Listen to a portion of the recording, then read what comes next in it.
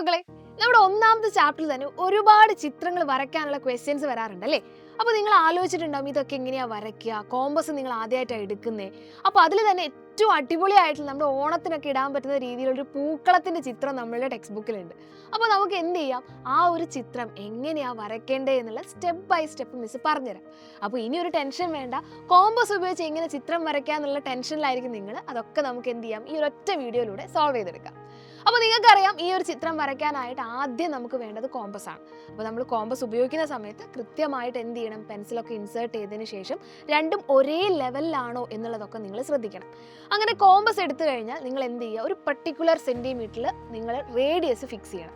അതിനുവേണ്ടി നിങ്ങൾ എന്ത് ചെയ്യണം, നിങ്ങളുടെ സ്കെയിൽ എടുത്തിട്ട് അതിൽ ഇപ്പോൾ 3 സെൻറ്റിമീറ്റർ എടുക്കാം. നമുക്ക് 3 സെൻറ്റിമീറ്റർ നമ്മൾ കോമ്പസിൽ മെഷർ ചെയ്തു.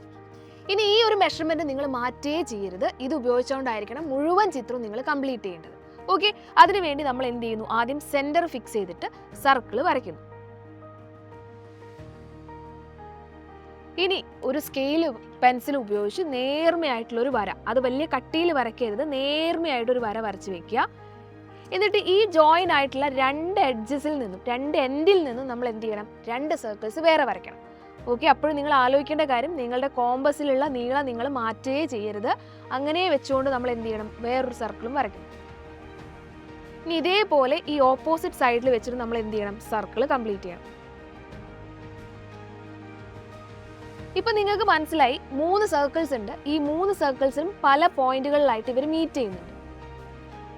ഇനി ഈ പോയിന്റുകളൊക്കെ നമുക്ക് എന്ത് ചെയ്യാം, ഒരു സ്കെയിൽ ഉപയോഗിച്ച് ജോയിൻ ചെയ്യാം.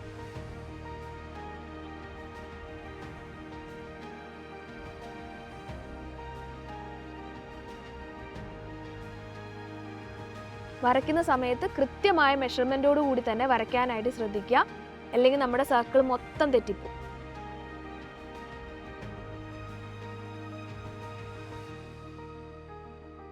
ഇനിയാണ് ഇതിൽ ഏറ്റവും ഇൻട്രസ്റ്റിംഗ് ആയിട്ടുള്ള പാർട്ട്. അപ്പോൾ ഇത്രയായി കഴിഞ്ഞാൽ നമ്മുടെ ചിത്രം ഓൾമോസ്റ്റ് കംപ്ലീറ്റ് ആയി. ഇനി നമ്മൾ പറഞ്ഞു കോമ്പസിലെ മെഷർമെൻറ്റ് മാറ്റരുത് എന്ന്.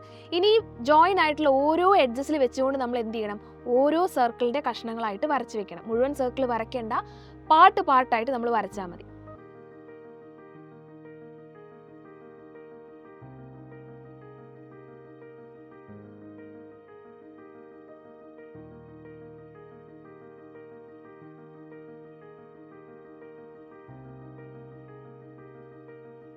ഇപ്പം നിങ്ങൾക്ക് നോക്കിയാൽ കാണാം, അടിപൊളിയായിട്ടൊരു ചിത്രം തന്നെയാണ് നമ്മൾ കംപ്ലീറ്റ് ചെയ്തിട്ടുള്ളത്.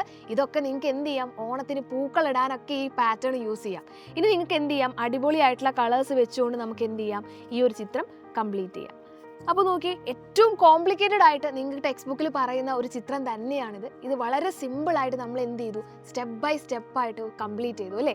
അപ്പോൾ ഇതേപോലെ ഇൻട്രസ്റ്റിംഗ് ആയിട്ട് നിങ്ങൾക്ക് ഇനിയുമുള്ള ചാപ്റ്റേഴ്സ് പഠിക്കാൻ താല്പര്യമുണ്ടെങ്കിൽ എത്രയും പെട്ടെന്ന് നമ്മുടെ പൃഥ്വി ബാച്ചിൽ ജോയിൻ ചെയ്യുക. ഇപ്പോഴാണെങ്കിൽ ഓഫർ പ്രൈസോടുകൂടി നിങ്ങൾക്ക് ജോയിൻ ചെയ്യാനായിട്ട് പറ്റും. ഇനി ആരും ലേറ്റ് ആക്കരുത്, വേഗം തന്നെ ജോയിൻ ചെയ്യുക.